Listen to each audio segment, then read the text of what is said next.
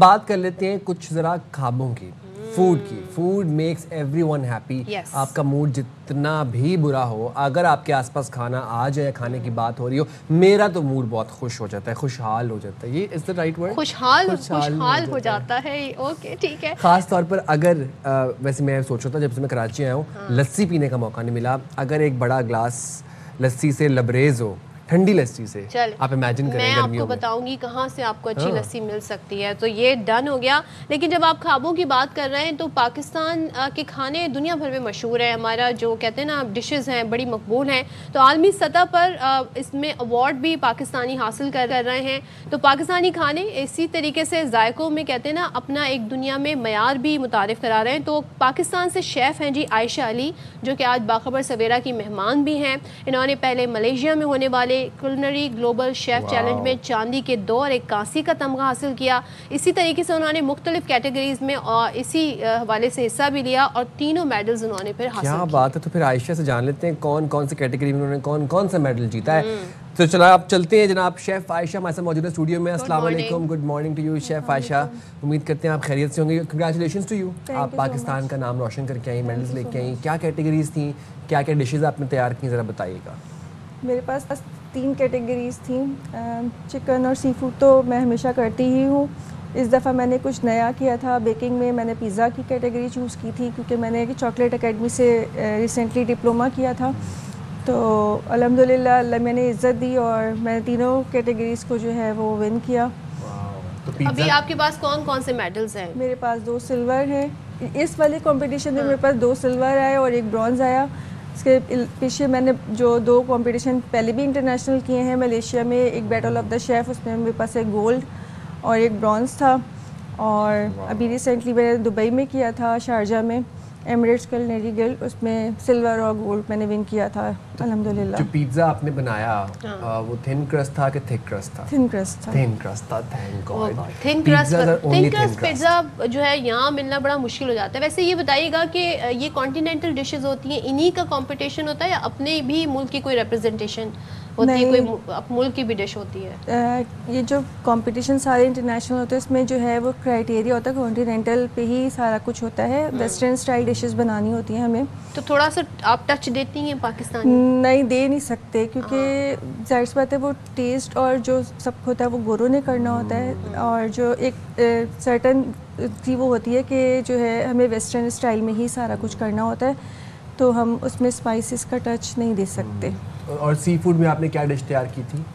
मैंने sea food में जो है सैल्मन के साथ प्रॉन्स और रेड स्नैपर को, या फिर कुक्ड सैल्मन? नहीं, रॉ सारा कुछ रॉ होता है। तो मैंने उसको प्रॉन और रेड स्नैपर के साथ जो है वो रुलाट बनाया था और उसके साथ मैंने रिज़ोटो दिया था।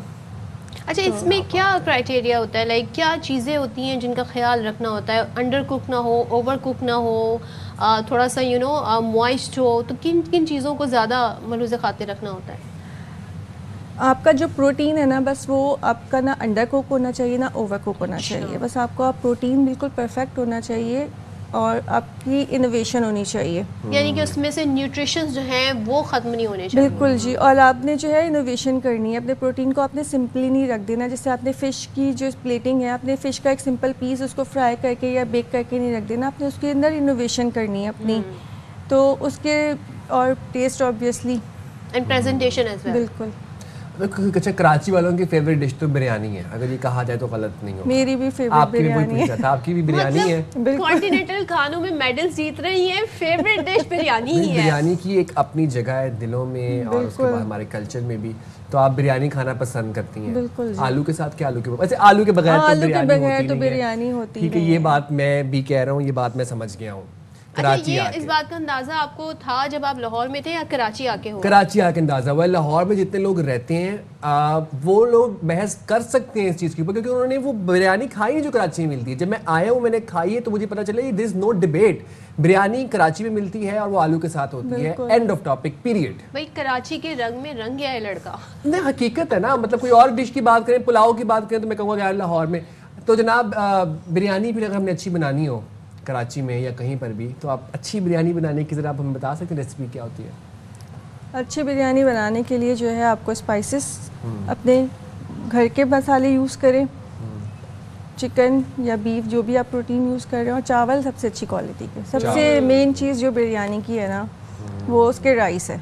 अच्छा, एक चीज़ बताइए, जो कॉम्पिटिशन्स होते हैं इन पाकिस्तान में हम देख रहे हैं काफ़ी रुझान पाया जाता है, अब इस तरफ लोग आना चाह रहे हैं, तो उनको आप ऐसे क्या मशवरा देना चाहेंगे? मैं उनको यही मशवरा देना चाहूँगी कि जो जितने इंस्टीट्यूशंस बन रहे हैं, एजुकेट कर रहे हैं, आप इसमें जाएं, एजुकेशन लें और इस फील्ड की तरफ आएँ। इस फील्ड में बहुत ज़्यादा आगे बूम है। मतलब किस तरह का स्कोप है? बहुत ज़्यादा स्कोप है, क्योंकि देखिए ना, खाना कोई भी नहीं छोड़ सकता। खाना जो है वो हर इंसान की ज़रूरत है। स्पेस पे भी जो है अब जो है शेफ़ पहुंच गए हैं, तो खाना तो कोई भी नहीं छोड़ सकता ना, तो ये इस फील्ड में जो है काफ़ी ज़्यादा स्कोप है।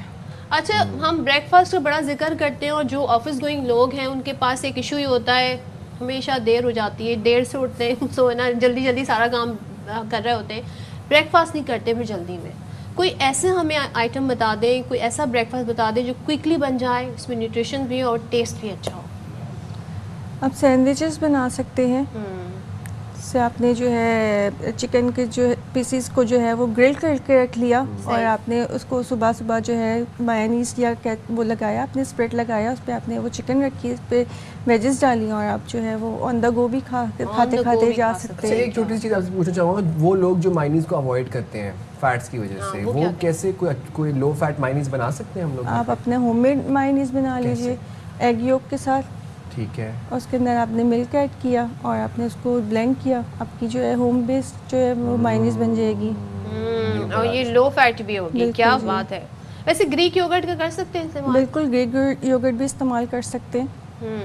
और चीज़ जो है वो आप घर में भी अपनी बना सकते हैं। आप अपने दूध को जो है वो कर्डल करके और आपने उसको फिर हैंग कर दिया और आपकी जो होममेड चीज़ बन जाती है। क्या बात है। तो भाई बहुत सारी चीज़ों का हम ख्याल भी रखते हैं। हमने देखे आज जो शेफ़ अवार्ड जीत के हैं, हमने आपके लिए भी टिप पूछ ली उनसे। थैंक यू सो मच, बहुत शुक्रिया आपका, और आप wish you best of luck कि आइंदा भी जितने भी कॉम्पिटिशन्स हो इसी तरीके से पाकिस्तानी अपना नाम आगे बढ़ाते रहे और मुल्क का नाम रोशन करते हैं। बिल्कुल जी।